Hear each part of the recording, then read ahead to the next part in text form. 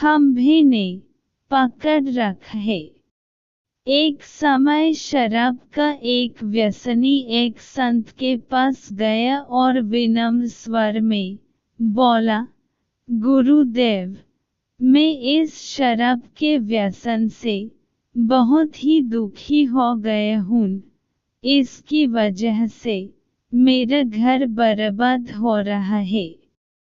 मेरे बच्चे भूखे मर रहे हैं, किंतु मैं शराब के बगैर नहीं रह पाता। मेरे घर की शांति नष्ट हो गई है। कृपया आप मुझे कोई सरल उपाय बताएं, जिससे मैं अपने घर की शांति फिर से पा सकूं। गुरुदेव ने कहा, जब इस व्यसन से तुमको इतना नुकसान होता है, तो तुम इसे छोड़ क्यों नहीं देते? व्यक्ति बोला, पूज्यश्री, मैं शराब को छोड़ना चाहता हूँ, पर यह ही मेरे खून में इस कदर सम गई है कि मुझे छोड़ने का नाम ही नहीं ले रही है। गुरुदेव ने हंस कर कहा, कल तुम फिर आना, मैं तुम्हें बता दूंगा कि शराब कैसे छोड़नी है। दूसरे दिन निश्चित समय पर वह व्यक्ति महात्मा के पास गया। उसे देख महात्मा झट से खड़े हुए और एक खंभे को कसकर पकड़ लिया। जब उस व्यक्ति ने महात्मा को इस दशा में देखा, तो कुछ समय तो वह मौन खड़ा रहा, पर जब काफी देर बाद भी महात्मा जी ने खंभे को नहीं छोड़ा, तो उससे रह नहीं गया और पूछ बैठा कि गुरुदेव, आपने व्यर्थ इस खंभे को क्यों पकड़ रखा है? गुरुदेव बोले, वत्स, मैंने इस खंभे को नहीं पकड़ा है। यह खंभा मेरे शरीर को पकड़े हुए है। मैं चाहता हूँ कि यह मुझे छोड़ दे, किंतु यह तो मुझे छोड़ ही नहीं रहा है। उस व्यक्ति को अचंभ हुआ। वह बोला, गुरुदेव, मैं शराब जरूर पीता हूँ, मगर मूर्ख नहीं हूँ। आपने ही जानबूझकर इस खंभे को कसकर पकड़ रखा है। यह तो निर्जीव है।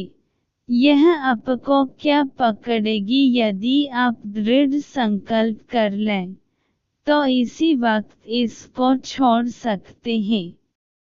गुरुदेव बोले, नादान मनुष्य, यही बात तो मैं तुम्हें समझना चाहता हूँ कि जिस तरह मुझे खंभे ने नहीं बल्कि मैंने ही उसे पकड़ रखा था, उसी तरह इस शराब ने तुम्हें नहीं पकड़ा है। बल्कि सच तो यह है कि तुमने ही शराब को पकड़ रखा है। तुम कह रहे थे कि यह शराब मुझे नहीं छोड़ रही है, जबकि सत्य यह है कि तुम अपने मन में यह दृढ़ निश्चय कर लो कि मुझे इस व्यसन का त्याग अभी कर देना है, तो इसी वक्त तुम्हारी शराब पीने की आदत छूट जाएगी।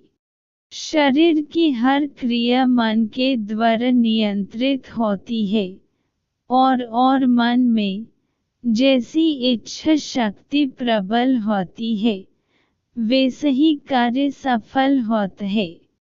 वह शराबी गुरु के इस अमृत वचनों से इतना प्रभावित हुआ कि उसने उसी वक्त भविष्य में कभी शराब न पीने का दृढ़ संकल्प किया। उसके घर में खुशियाँ लौट आई और वह शांति से जीवन यापन करने लगा।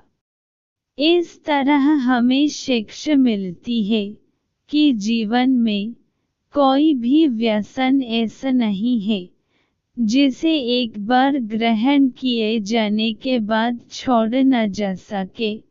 अगर मनुष्य चाहे तो बड़ी से बड़ी बुराई का त्याग कर सकता है।